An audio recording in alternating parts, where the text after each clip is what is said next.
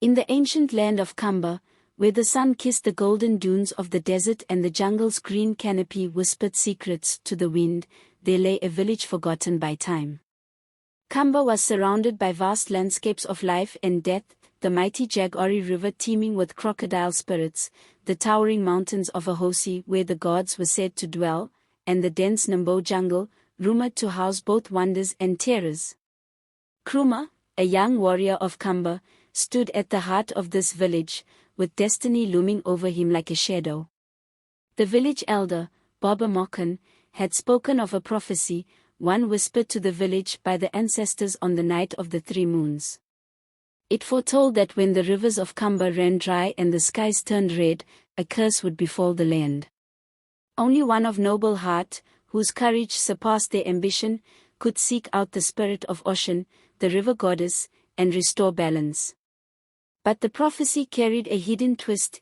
He who seeks the goddess must carry both light and darkness within him, for only the impure heart can find the path. Kruma, though brave, was not without his flaws. Ambitious and hungry for glory, he had always dreamt of leading the village, and this quest seemed to be his chance. The first night of the red sky arrived, and Kamba's river began to dry, its once vibrant life withering under the curse. Kruma knew it was time. With Baba Mokan's blessing and his closest friend, Juma, a sly but loyal trickster known for his quick wit, by his side, they set off toward the heart of Nambo jungle, where the river goddess was said to hide. As Kruma and Juma ventured deeper into the jungle, the vibrant greenery shifted into a foreboding darkness. Trees whispered in tongues unknown, and the air grew thick with magic. Every step they took felt like an intrusion into a world not meant for mortal eyes. On the second night, they encountered Kintu, a spirit in the form of a leopard. Its fur was as dark as night, and its eyes gleamed with ancient wisdom. Kintu, a guardian of the jungle, blocked their path. "You seek the goddess," Kintu growled, circling the two like a predator to prey. "But do you understand what you seek? The path to Ocean is not one of honor, but deception. Only by embracing the darkness within will you find her." Juma's eyes flickered with suspicion, but Kruma, driven by his desire to break the curse, nodded. "I will do whatever it takes," he said. Kintu smiled, his sharp teeth flashing.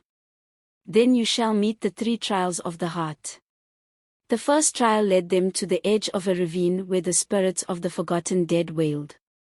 Across the ravine was the only path forward, but no bridge stood in their way. Kintu, appearing once more, instructed, "You must walk across the spirit's sorrow. But beware, they feed on guilt." As Kruma and Juma began their crossing, the spirits whispered their sins, each word a reminder of past betrayals and regrets. Kruma faltered as his heart weighed heavy with memories, his mother, whose death he blamed himself for, and his ambition that had led him to ignore the needs of his people. For a moment, he hesitated, almost falling into the abyss, but Juma's trickster wit sparked an idea. He began to mock the spirits, turning their words into jokes, lightening their sorrow. Kruma, inspired by his friend's cleverness, pushed forward, and together, they crossed. The second trial led them to the field of deceit, where illusions of their deepest desires tempted them. Kruma saw himself as the chief of Kamba, with villagers bowing before him.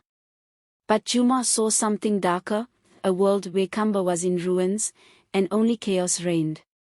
Juma knew the visions were lies and warned Kruma, but ambition clouded the warrior's judgment.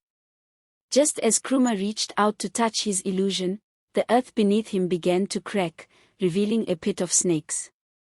Juma, ever the trickster, hurled a stone at the illusion, shattering it. "Glory means nothing if your people perish, my friend," he said, his tone sharp but caring. Kruma, shaken, realized his flaw. The trial had not been about desire, but about understanding the price of ambition. The final trial took them to a cave where they met a figure of shifting forms, sometimes a woman, sometimes a serpent, sometimes a shadow. She introduced herself as Ngora, the keeper of duality. She revealed the essence of the prophecy: only one who can embrace both good and evil, light and dark, can reach Ocean. To succeed, you must confront the darkness in your soul. In the depths of the cave, Kruma was forced to face his own reflection, his pride, his desire for power, and the guilt he had long suppressed. The darkness beckoned him, offering power if he embraced it fully, but at the cost of his humanity. Juma, watching from the shadows, was silent. This was a decision Kruma had to make alone.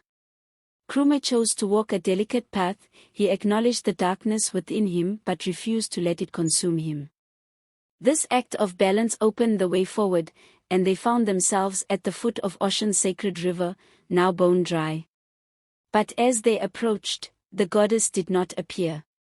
Instead, Juma did something unexpected. With a cunning smile, he stepped forward and spoke in an ancient tongue. The ground trembled as the trickster revealed his true intent. He had been more than just Kruma's friend, he was the spirit of betrayal itself, sent to test Kruma's loyalty. "You see, Kruma," Juma said, his voice low and dangerous, "I was never here to help you. I am the one who caused the river to dry, to bring the curse upon Kamba. The goddess you seek is not here.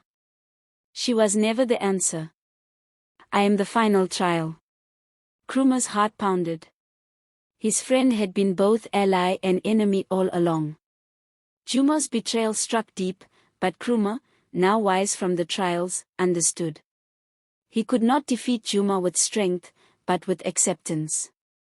Betrayal, like darkness, was part of the balance. "I forgive you," Kruma said quietly, and as he spoke, the skies opened. Rain began to pour, filling the river once more. Juma, caught off guard by the lack of vengeance, began to fade. "You passed the true test, Kruma. Only by accepting the duality of life can one be truly worthy." Kruma returned to Kamba a changed man, not as a conquering hero, but as a humble warrior who had learned the balance of life, light and dark, ambition and humility, loyalty and betrayal. The village's river flowed again, and the land flourished. Baba Mokan, wise as ever, greeted him. "You have learned the greatest lesson of all, Kruma.